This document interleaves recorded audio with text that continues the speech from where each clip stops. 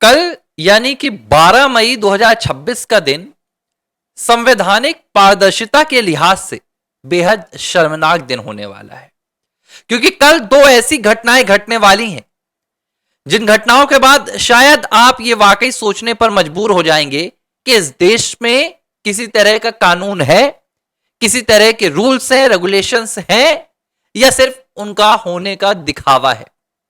पहली घटना आपको बताता हूं कल क्या घटने वाली है। पहली घटना घटेगी उत्तर प्रदेश के लखनऊ में, जहां पर इलाहाबाद हाई कोर्ट की लखनऊ बेंच के सामने विघ्नेश शिशिर राहुल गांधी की आय से अधिक संपत्ति के मामले में जज साहब के सामने बहस करेंगे और यह साबित करेंगे कि नेता प्रतिपक्ष राहुल गांधी ने जो अपने चुनावी हलफनामे में अपनी संपत्ति बताई थी, दरअसल वो उनकी असली संपत्ति नहीं है, बल्कि उनकी असल संपत्ति तो लाखों करोड़ों रुपए में है। लाखों करोड़ों मतलब 10-20 करोड़ नहीं, ट्रिलियंस में है, जो सामने आने के बाद शायद पता चलेगा कि सच्चाई क्या थी। लेकिन जिस वक्त इलाहाबाद हाई कोर्ट की लखनऊ बेंच में विघ्नेश शिशिर जज साहब के सामने यह मांग कर रहे होंगे कि राहुल गांधी की संपत्ति पर आप सीबीआई जांच का निर्देश दीजिए, विडंबना आप देखिए कि ठीक उसी वक्त दिल्ली में राहुल गांधी प्रधानमंत्री नरेंद्र मोदी और भारत के मुख्य न्यायाधीश जस्टिस सूर्यकांत के साथ बैठकर यह तय करेंगे कि सीबीआई का अगला डायरेक्टर कौन होगा। मतलब जिस संस्थान को राहुल गांधी का मामला दिया जा रहा है या दिया जाएगा या दिया जाने की बात की जा रही है, जो संस्थान राहुल गांधी की संपत्ति की जांच कर सकती है, उसी दिन राहुल गांधी उसके डायरेक्टर का चयन करेंगे कि कौन हो भाई डायरेक्टर। और जब ये दोनों घटना एक साथ हो रही हैं तो देश का, मुझे लगता है कि इस पर ध्यान जाना बहुत जरूरी है कि ऐसा कौन कर रहा है, ऐसा क्यों हो रहा है। अब देखिए, जो नियम कानून है उनके मुताबिक भाई जो सीबीआई के डायरेक्टर का चयन होता है उसकी समिति में भारत के नेता प्रतिपक्ष, भारत के प्रधानमंत्री और चीफ जस्टिस के मतलब सुप्रीम कोर्ट के चीफ जस्टिस यानी कि सीजेआई शामिल होते हैं। ठीक है, अब चूंकि राहुल गांधी नेता प्रतिपक्ष हैं तो स्वाभाविक है कि वो इस नियुक्ति की प्रक्रिया में शामिल होंगे। लेकिन जिस वक्त राहुल गांधी इस नियुक्ति की प्रक्रिया में शामिल होंगे, क्या यह बात राहुल गांधी को नहीं पता कि उनकी आय से अधिक संपत्ति को एक अदालत में चुनौती दी जा रही है और मांग जिससे की जा रही है वो सीबीआई ही है।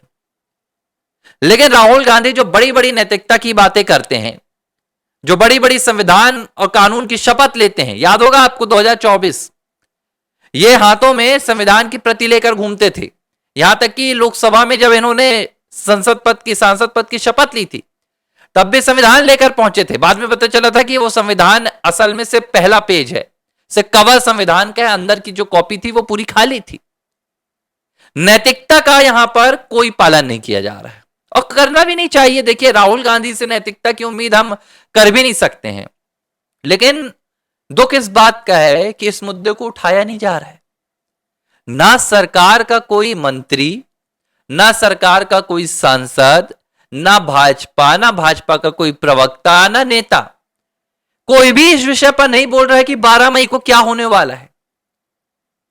क्या राहुल गांधी के खिलाफ जो मामले अदालतों में जाते हैं वो भाजपा नेताओं तक नहीं पहुंचते, मीडिया की सुर्खियों में रहते हैं? मैं आपको खोलकर दिखा दूंगा हर वेबसाइट पर, आज तक से लेकर एबीवीपी, जिन्हें आप कह सकते हैं कि हाँ ये टॉप वेबसाइट्स हैं, टॉप न्यूज चैनल्स हैं, वहां भी ये खबर है, वहां भी ये खबरें छपी हैं। लेकिन भाजपा का एक प्रवक्ता ये नहीं कह रहा कि 12 मई शर्मनाक होने वाला है। मेरा सवाल यह है कि राहुल गांधी तो नैतिकता को छोड़ चुके हैं, राहुल गांधी तो नैतिकता का पालन करते नहीं है, लेकिन क्या सरकार का यह नैतिक कर्तव्य नहीं होता कि वो राहुल गांधी को सीधे तौर पर इस समिति में शामिल होने से रोके और राहुल गांधी से एक जवाब मांगे, एक उन्हें शोकॉज नोटिस भेजा जाए कि जब आपके खिलाफ अदालत में मामला यहां पर लंबित है, अदालत में मामला चल रहा है, तो क्यों आपको इस समिति की बैठक में बुलाया जाए? क्या मामला खत्म होने तक राहुल गांधी को ऐसी समितियों में शामिल होने से नहीं रोका जा सकता? रोका जा सकता है, सब कुछ किया जा सकता है, लेकिन किया नहीं जा रहा है। यही राहुल गांधी रक्षा समितियों की बैठक में बैठते हैं, यही राहुल गांधी प्रधानमंत्री नरेंद्र मोदी के साथ इमरजेंसीज में जो बैठक होती है उसमें बैठते हैं। मैं आपको याद दिला रहा हूं, जब हमारे यहां पहलगाम हुआ, पहलगाम के बाद जो सर्वदलीय बैठक हुई, भाई राहुल गांधी बैठे थे। दो चीजें निकल कर आ रही हैं, एक तरफ राहुल गांधी महाभ्रष्टाचारी, एक तरफ राहुल गांधी महादेश विरोधी, एक तरफ राहुल गांधी भारत विरोधी, देश की सुरक्षा का विरोधी, देश की आर्मी का विरोधी, आतंक के साथी, सब कुछ ये सरकार के आदमी कहते हैं, मैं बस नहीं कह रहा हूं भाई। पीएम मोदी से लेकर गृह मंत्री शाह और भाजपा का एक एक प्रवक्ता कहता है। दूसरी तरफ राहुल गांधी संसद में, राहुल गांधी रक्षा समिति की बैठक में, राहुल गांधी सीबीआई, ईडी, इन तमाम जो संस्थान होती हैं उनके डायरेक्टर्स की नियुक्ति की बैठक में। अब आप कहेंगे कि यही तो लोकतंत्र है। यह लोकतंत्र नहीं है, मैं कहूंगा यह नाकामी है। अगर सरकार को लगता है कि राहुल गांधी भ्रष्टाचारी है तो सरकार को जेल में राहुल गांधी को भेजना सुनिश्चित करना चाहिए। अगर सरकार के पास ये तमाम तथ्य हैं, मैं आपको याद दिला रहा हूं, मैं कोट कर रहा हूं, किरण रिजिजू ने कहा था, जो हमारे लोकसभा के मेंबर हैं और संसदीय कार्य मंत्री हैं, उन्होंने खुलेआम कहा था कि राहुल गांधी देश विरोधी ताकतों के साथ मिलते हैं, बैठकें करते हैं, उनसे फंडिंग लेते हैं। कट्टर जिहादी इस्लामिक ताकतों के साथ राहुल गांधी मिले हुए हैं और वो दिन रात, हर दिन रात भारत विरोध में षड्यंत्र रचते हैं। किरण रिजिजू को यह बात पता है, गृह मंत्री अमित शाह को यह बात पता है, उसके बाद भी एक्शन नहीं, उसके बाद भी सिर्फ मजाक हो रहा है। तो सवाल यह उठ रहा है कि यह सब कुछ क्यों हो रहा है?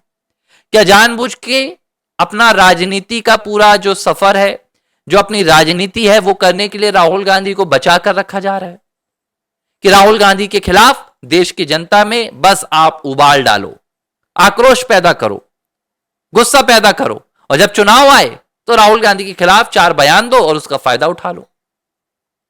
अगर पहलगाम हुआ, मैं पूछ रहा हूं आज, पहलगाम हुआ तो ऐसे ही देश विरोधी ताकतों के चलते हुआ।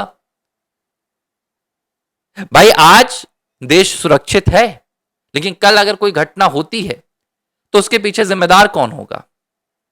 कि अभी आप देखिए गौरव गोगोई, मैं अगले 15 दिन असम में जैसे ही हिमंता बिस्वा शर्मा मुख्यमंत्री पद की शपथ लेंगे, 15 दिन का इंतजार करूंगा कि क्या वो गौरव गोगोई के खिलाफ कोई एक्शन लेते हैं, क्योंकि उन्होंने गौरव गोगोई को आईएसआई का एजेंट साबित किया।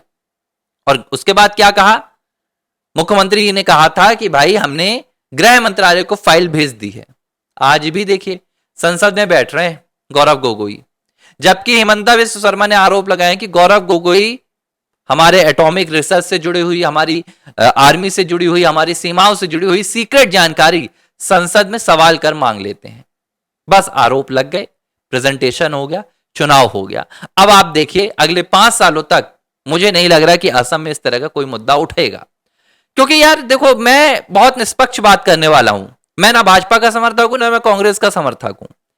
जब आपने, मुझे तो नहीं पता था कि गौरव गोगोई आईएसआई का एजेंट है, यह बात तो हिमंता बिस्वा शर्मा ने उठाई ना, तो इस बात को अब साबित क्यों नहीं किया जा रहा है? या 5 साल अब इंतजार करना पड़ेगा अगले चुनाव का? राहुल गांधी कल 12 मई को सीबीआई की नियुक्ति में शामिल होंगे, उसी वक्त उनकी जांच की मांग इलाहाबाद हाईकोर्ट की लखनऊ बेंच में होंगी। इस पर भाजपा नेता ने क्यों आपत्ति जताई नहीं? इस पर सरकार के किसी आला कमान ने या सरकार में बैठे हुए किसी महकमे में बैठे हुए पदाधिकारी ने क्यों आपत्ति नहीं जताई?